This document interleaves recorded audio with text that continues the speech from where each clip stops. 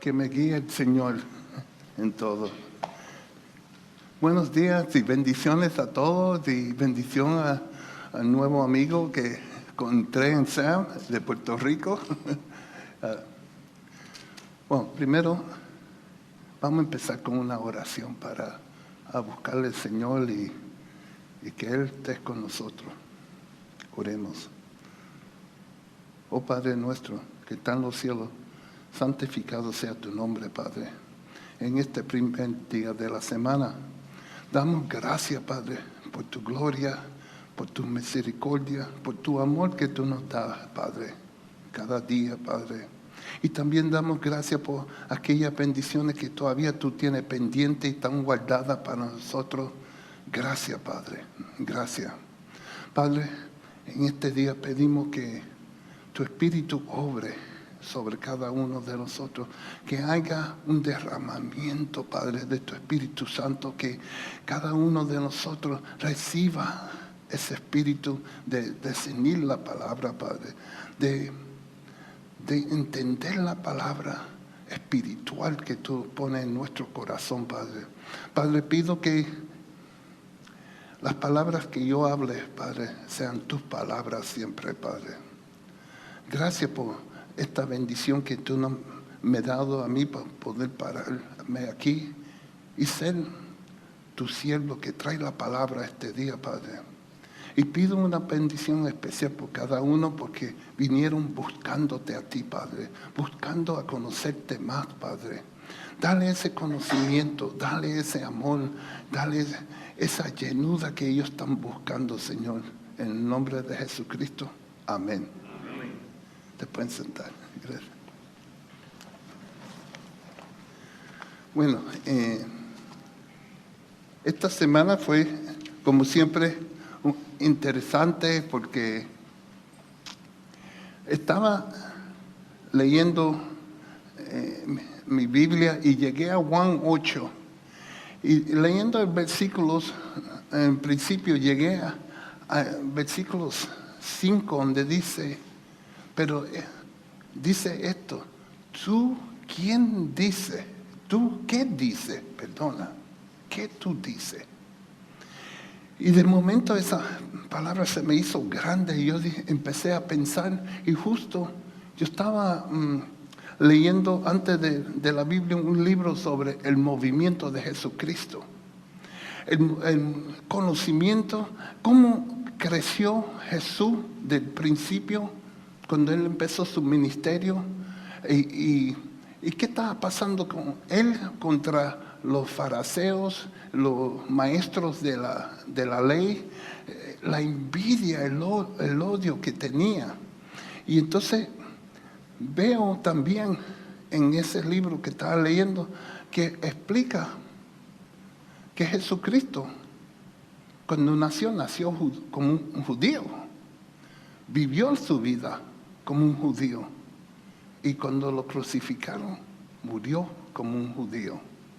Entonces eso también es importante que yo estaba leyendo porque nos ayuda a entender la Biblia. Cuando leemos la palabra entendemos qué está pasando alrededor de Jesús, especialmente en este versículo, porque Jesús tenía una misión y la misión de él la dijo en diferentes partes en el Nuevo Testamento. En Mateo 15:24, él dijo, en este versículo, él dijo, yo vine a buscar las ovejas perdidas de Israel. Ojo, no dijo todo el mundo, solamente los judíos que viven en Israel. Entonces, después, ¿pero qué pasó en ese versículo? Antes vamos a darle un poco de historia, porque no me quiero ir mucho del tema que voy a traer hoy, pero era una pagana, una gentil que vino y le estaba pidiendo al Señor que sanara a su hija, que estaba enferma. Entonces él dijo, no, yo no vine para eso. El pan, él dijo, el pan no es para los perros. Y ella le contestó, él le dijo, hasta una amiga le cae para los perros abajo de la mesa. Y entonces él dijo, con esa fe la voy a sanar. Y se sanó la niña. Y así fue más o menos el contexto de ese versículo de las ovejas perdidas. Y cuando él estaba en Juan 4 con la mujer samaritana, ¿qué dijo cuando estaba hablando de que ellos no conocían cómo alabarle y adorarle al Dios verdadero? Él le explicó. ¿Y qué le dijo? Porque la salvación viene de los judíos. Porque ellos creían que yendo a la otra montaña, donde no estaba el templo, ellos iban a recibir la gloria de Dios. Pero en esa época, bajo el Viejo Testamento, la presencia de Dios estaba en el templo. Bueno, eso es un poco de la historia. Vayan cogiendo el feeling de qué está pasando en este versículo esta mañana. Y voy a pedir, hermanos, vamos a leer Juan 8, versículo 1 al 11. Entonces, saquen su Biblia y así pueden seguir la historia. Ok, vamos a hablar sobre la mujer sorprendida en adulterio. Pero Jesús se fue al monte de los olivos. Al amanecer se presentó de nuevo en el templo. Toda la gente se le acercó y él se sentó a enseñarles.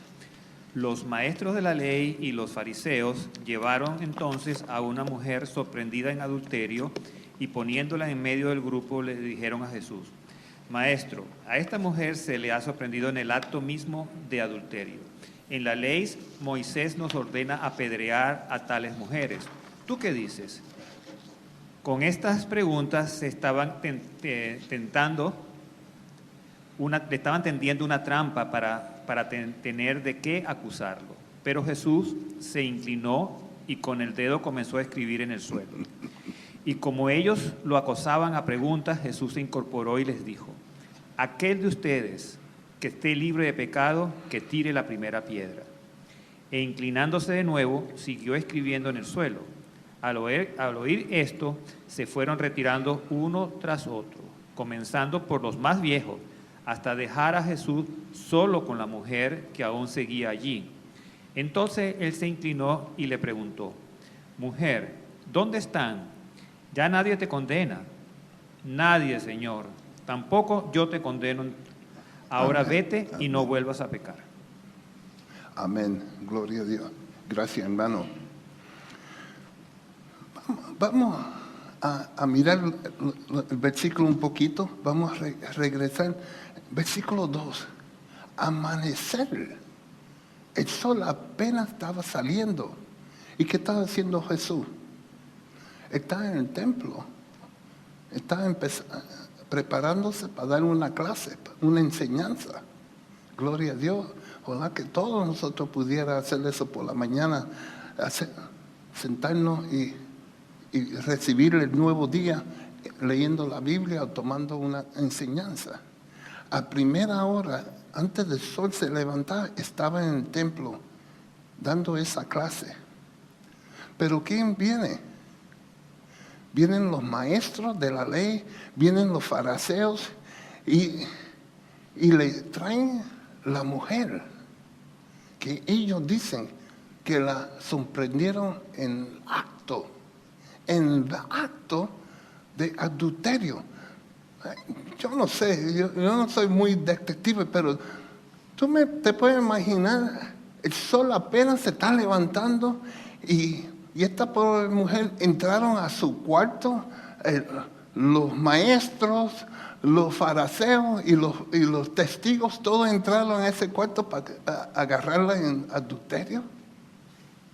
Eso no suena como algo chueco ahí, ¿verdad? Que hicieron algo para agarrarla. Entonces, ¿qué pasó? Mi pregunta es, ¿qué ellos querían hacer? Le dijeron a Jesucristo: Maestro, esta mujer que la sorprendimos en el hecho, en el mismo acto.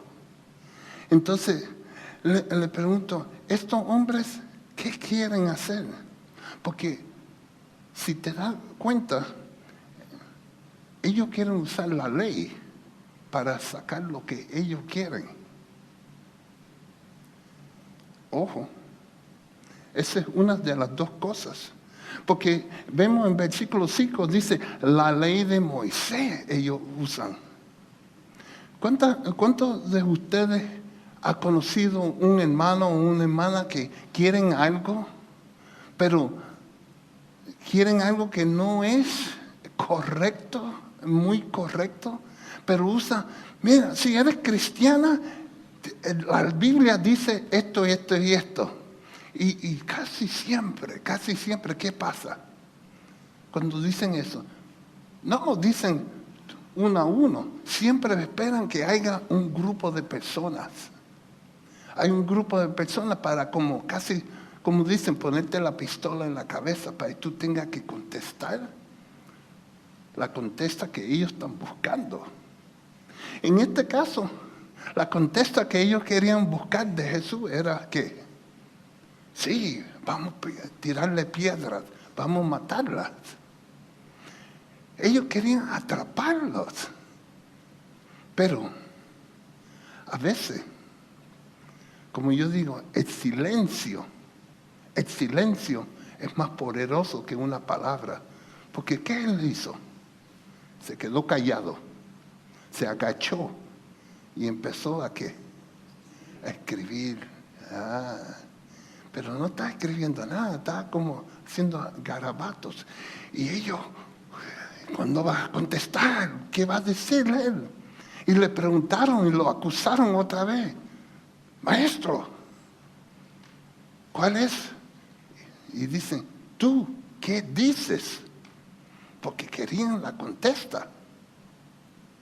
Y ahí él los partió, como dicen por ahí, los partió en mitad. Porque dice, el primero que no tenga pecado, que tire la primera piedra. ¿Y qué más hizo? Se agachó otra vez. Y cuando se agachó empezó a escribir otra vez. Le dio tiempo para ellos que meditar sobre lo que estaban haciendo. Y esa convicción, el silencio le llegó al corazón. Y ellos no sabían qué hacer. Y llegó el momento que las piedras que tenían en las manos empezaron a caer. Pero ese día había más de una piedra, había dos tipos de piedras. Porque los judíos tenían la piedra física, el peñón que querían lanzar para matarla.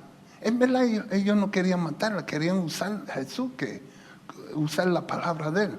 Pero la otra piedra, todos nosotros la conocemos, es la piedra de acusación. Porque cuando nosotros estamos acusando a alguien, estamos igual, listos para lanzar, o estamos lanzando esa piedra. Y dicen cuando nosotros los ponemos en ese nivel, estamos a veces siguiendo el líder. Y hoy en día tiene un nombre eso, los bullies. Porque ¿qué pasa? Hay un grupo de muchachos en la escuela y el número uno bully viene y le pega o le da al otro muchacho y los otros, si él le dio, viene el otro y le pega también, y viene el otro, si ellos dos le dio, yo le doy. Y cuando tú vienes a ver, tiene un grupo de muchachos pegándole a ese niño. Y ese efecto que le llama es el efecto de rebaño.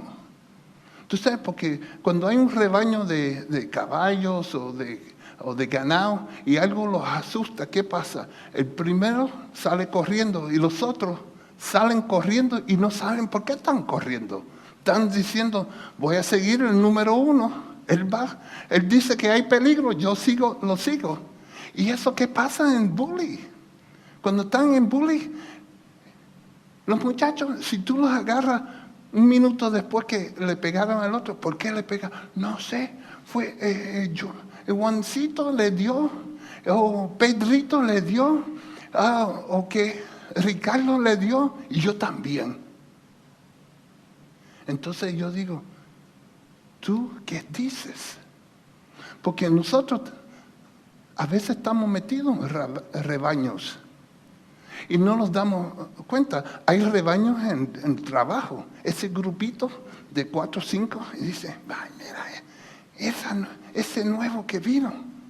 Ay, sí, pues, como dicen los colombianos, parece montañero. Vamos. Sí, aquí yo he aprendido a hablar colombiano, puertorriqueño, un poco chileno. Ya al tiro voy por ahí. Entonces, ellos ahí empiezan su grupo y le tiran la sombra a esa persona que no quieren hablar con él. Y el pobre o la pobre se siente sola. Entonces, a veces le ponen presión para que se meta adentro del rebaño. Y a veces cuando se meten en el rebaño no es para hacer cosas de Dios. Se empiezan primero a bonchinchar. Y a lo mejor hasta maybe había grupos, yo trabajé una vez y conocí 2 o 3 empleados que estaban y robaban de la tienda. Y querían que yo dije, no. Ya no me voy a ir a la cárcel por unas tonterías. Sí. Yo dije, a ese rebaño yo no voy. Y igual hizo Jesús. Cuando se agachó empezó. Y yo dije, él dijo, este rebaño, yo no voy a ser parte de este rebaño. Y nosotros tenemos que ser fuertes y tener ese dominio propio. Ahí se me fue el español. Tiene que tener dominio propio para decir, no voy a ser parte de ese rebaño. Yo voy a ser hijo de Dios y hacer las cosas del rebaño de Dios. Y eso que nosotros tenemos que siempre estar conscientes de qué rebaño tú quieres estar. ¿El rebaño de Satanás o el rebaño de Dios? Y ahí yo les digo, hermanos, tenemos que tener mucho cuidado con lo que hacemos y con quién hablamos. Por eso yo digo, en nuestra oración, pide que Dios tenga los ojos abiertos espiritualmente, que tenga los oídos espiritualmente, especial los oídos espiritualmente, porque cuando el Espíritu Santo llega a tu corazón y te da un mensaje, si te andas sordito, no va a escuchar nada. ¿Cuántas veces alguien te habla y tú estás ocupado hablando con otra y no escucha? No escucha a la persona, no intencionalmente, pero no lo escucha porque está ocupado con otra cosa. Y nosotros no podemos estar ocupados con las cosas de este mundo si queremos estar con Dios. ¿Qué dicen las Escrituras? Donde hay luz, no hay oscuridad. Y donde hay oscuridad, no hay luz. Y tenemos que recordarnos que no podemos estar, como dice, en los 2 terrenos. Tiene que elegir uno de ellos. Tiene que elegir el terreno donde está Dios en tu corazón. Eso que yo le digo, hermano. Y ellos trataron de acusar a Jesucristo. Le quisieron poner esa presión, pero él, con su dominio propio, dijo, no, yo no voy a ser parte de eso. Y le digo, hermanos, tenemos que siempre estar, como yo dije, pendientes. Les voy a contar de un misionero que se fue a Sudáfrica. ¿Se recuerdan que unos años atrás, más de unos 20 años atrás, tenían la cosa que se llama apartheid. ¿Se acuerda que el apartheid era cuando los blancos controlaban el país y básicamente tenían los negros trabajando como esclavos y ellos, lo que ellos decían tenían que hacer. Y llegó Nelson Mandela y las cosas cambiaron, donde ahora los negros tomaron control del país. Entonces este misionero era moreno americano y se montó en un taxi justo y que el chofer era blanco en Sudáfrica. Y están guiando, y tú sabes que cuando uno viaja de un país a otro, que la conversación siempre empieza a hablar del país, de las cosas que pasaron, para uno conocer más, y uno está curioso. Y llegó el tema de la apartheid. Y el taxista dijo, bueno, las cosas me iban bien cuando estaba en apartheid, tenía un negocio, pero después las cosas como se cayeron un poco y ahora estoy guiando taxi. Y el negro dice, quería matar, darle un golpe al blanco. Y él dijo, sí, pero no te diste cuenta que tu éxito, como dicen, está sobre las costillas de aquellos que tú estás pisoteando. Y el taxista, sus ojos se aguaron y dijo, sí, tú tienes razón. Tú tienes razón porque en ese momento, en esa época, cuando yo estaba viviendo en la apartheid, las cosas se veían normal. Para él y para muchos de nosotros, cuando estamos siguiendo el rebaño, las cosas se ven normal, que es así como debe ser. Y no es así. Y por eso el taxista no se dio cuenta hasta el momento que el misionero le habló. Él dijo, tú tienes razón. ¿Y cuántas veces nosotros andamos y decimos cosas y estamos lanzando esas piedras de acusación, las piedras espirituales, para sacar el logro que queremos, o a veces las lanzamos por envidia, por celos, y no nos damos cuenta. Y dicen, no, todo el mundo lo hace, yo lo puedo hacer también. Pero Cristo no nos enseñó a hacer eso. ¿Qué Cristo te enseñó? Él te enseñó amor. Y debemos dar gracias que tenemos un Jesucristo que se agachó. Y cuando Él se agachó en el piso, recuerda que nosotros cuando estábamos llenos de pecado, estábamos allí abajo también. Y Él nos levantó de ese pecado y nos dio vida. ¿Ya? Sí, nos dio vida. Porque ahora como hermanos en Cristo, hermanos de hijos de Dios, tenemos vida eterna. Y eso es lo que Jesucristo nos dio. Y gloria a Dios, ahora podemos celebrar. Podemos celebrar con Cristo y podemos celebrar unos con otros, que tenemos esa vida eterna. Tenemos que cuidarnos, que las cosas que haga no sean normal. No siga el rebaño, porque el rebaño 99.9% de las veces te lleva a un problema. Y cuando tú estás en problema, ¿qué hace el rebaño? Se va corriendo y lo deja allá.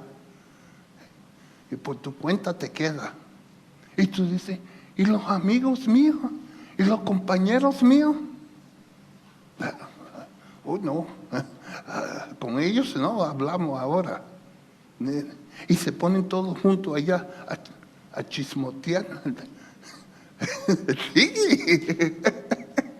Estoy aprendiendo buen español, gloria a Dios. Pero la verdad es la verdad. Pues tenemos que reírnos un poco también y pasarlo bien. Pero la cosa es que recibimos esa palabra y esa palabra esté en nuestro corazón. Y cuando esa palabra esté en nuestro corazón y la podemos recordar espiritualmente, somos la luz y somos la persona que mostramos el amor de Cristo. Amén. Bueno, yo le doy gloria a Dios que yo pude ver ese mensaje esta semana y tuvo muy interesante la palabra de Dios, y le doy gracias que de ese movimiento de Jesucristo yo pude ver este problema que había entre Jesús y los fariseos y los maestros. Pero aplicándolo hoy, cuidado con el rebaño. No te haga parte de ese rebaño.